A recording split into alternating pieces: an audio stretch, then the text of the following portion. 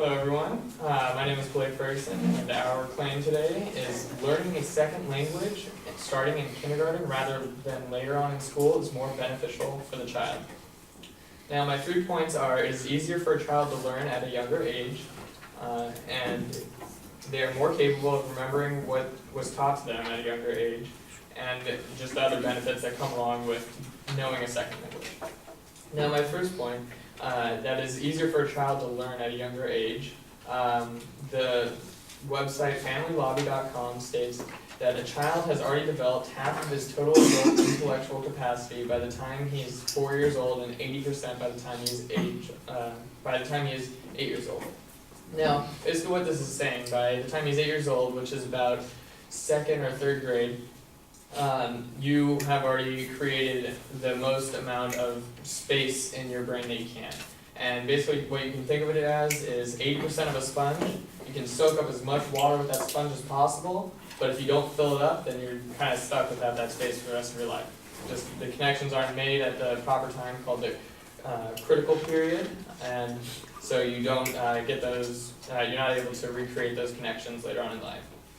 Now, that brings me to the NCBI, which is the National Center for Biotechnology Information. And this article I read on their website states that both the correlation and t-test analyses, which are types of statistic tests that they did, demonstrated a clear and strong advantage for the earlier arrivals over the later arrivals, which is basically talking about age, the younger kids versus the older kids.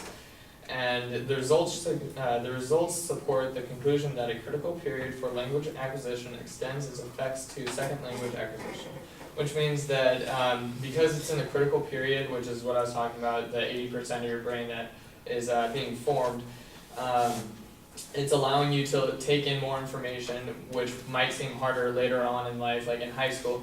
Like everyone pretty much had to take 2 years of foreign language. I know I did. I don't remember a single thing of it. And I took it only 2.5 years ago. And my cousin, who was raised in France, she's 5 years old now. She's halfway through kindergarten, and she already fluently speaks French and English. And she's able to learn these things a lot easier than I am, and she can clearly show her abilities that of understanding and how her critical thinking works, because she had the benefit of having more in-depth in languages. And brings me to my second point, which is remembering what you learned and what the kids learned. A memory test conducted by the Live Science magazine in 2005 showed results that the younger children were more accurate than the older adults. And the children in this study were ages 5 to 8 years old, and the adults were anywhere from 18 on up. And basically what it's saying is that they were able to recall what they'd already seen before in life. So like if you're learning a language, it helps you connect like with words. If you don't understand a word, you can get the base root of it. They've seen it in another word, so they're able to create this definition in their head that most wouldn't be able to. The Ohio State University conducted an experiment which involved young children ages 5 and adults anywhere 18 on up.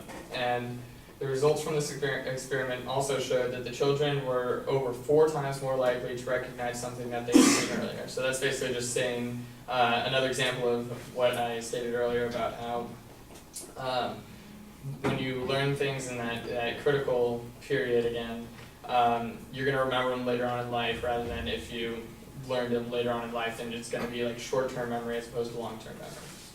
Now, which brings me to my third point. The other benefits include job security as well as a good salary increase.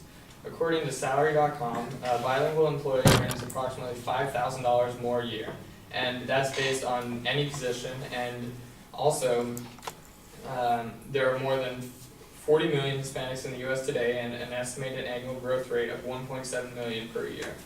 This trend is creating tremendous demand for bilingual job seekers fluent in Spanish and English, according to CareerBuilder.com. Now, this just applies to Spanish, but it can apply to any language and anybody else who is going to come into the U.S. that doesn't know English. And another article on CareerBuilder.com showed that A majority of the people who are bilingual get jobs in the medical career as translators, and they get paid from anywhere from $25 an hour to over $100 an hour. And that's just through working your way up that you can get the higher pay. And that's, I don't know if you guys know, that's a heck of a lot more than minimum wage. And those are my 3 things.